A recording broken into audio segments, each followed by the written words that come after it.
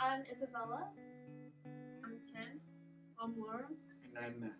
And our presentation is on the outrage on medicine prices. In America, there has always been a problem with items being overpriced.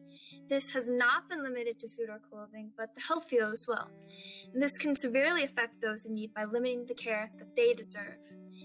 Big companies such as Johnson & Johnson, Novartis, Sanofi, etc., have been doing this for years, and measures need to be put against it happening.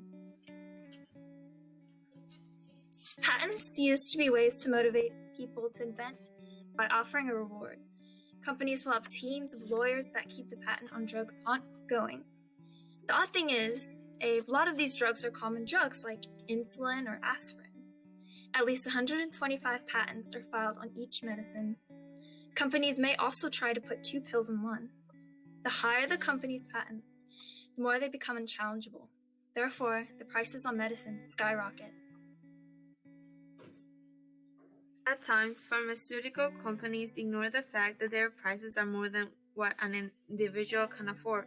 CEOs of these companies not only raise these prices, they also think that what the public demands are only a joke to them. An example of a CEO of such an action will be Martin Skelly, also known as PharmaBro. He increased prices of antiparasitic drugs, Dorafrim. This drug is used to treat parasitic diseases. Those include flatworms, protozoa, roundworms, and ectoparasites.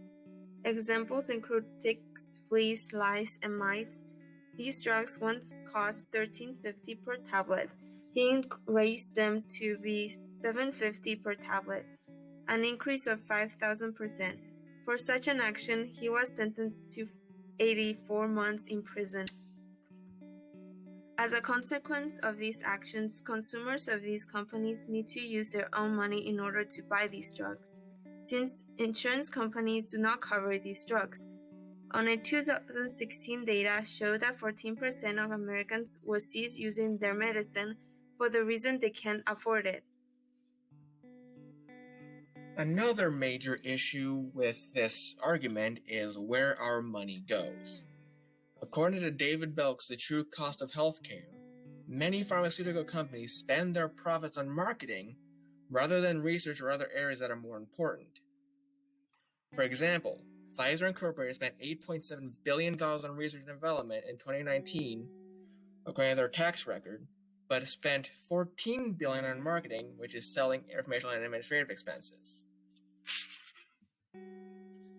Similarly, the top few companies that were mentioned in this experiment made a total of $3.78 trillion over an 8-year period.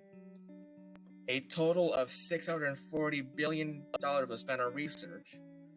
$744 billion was spent for profits. However, much more than that went into marketing rather than research or even other costs. This is a major issue with this because marketing is effectively us buying their advertisements. For example, the drug Xarelto, which is $14.37 per dose. We can easily assume by the generic brands that they cost a few cents to manufacture. However, only $2.44 of that money goes into research. $273 is for profit, and $3.88 goes to advertisements, which is 27% of the total cost.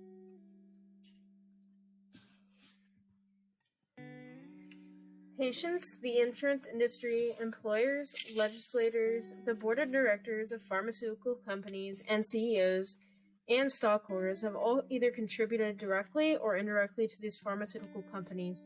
New drugs cost more to pay more funding and research for them. The news media pays very little attention to these companies unless they are in the spotlight for a moment.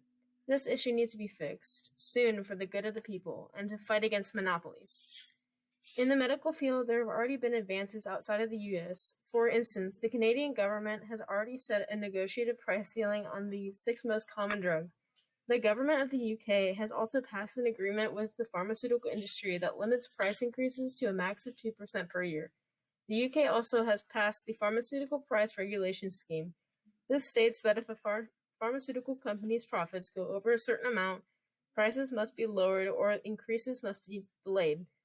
Otherwise, excess profits must go to the UK's Department of Health. Lastly, there were proposed additions to the antitrust laws regarding unfair pricing. Even with these advantages, something must be done. Lives are at risk.